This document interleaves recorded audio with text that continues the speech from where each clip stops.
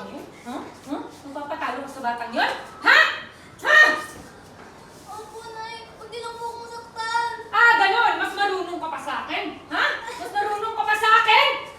Gusto kong magsabit ng medalya sa graduation mo. Naiintindihan mo? Ha? Naiintindihan mo ba? Ha? Hi, mahala ka na take the road of stairs. Kaya anak, dapat next year, ito yung highest honor para makapasok niya mga basurang yan. Diba? Kasi ikaw maganda, matalino. Tapos di kagaya ng mga dugyot na yan. Dapat matalo mo yan next year. Para mawala na dito yung hayop na yan. Na wag po lagi pinapressure yung sarili, lalo na if it comes to studies. Hi everyone, please watch Wishful Lang every Saturday, 4 p.m. on GMA.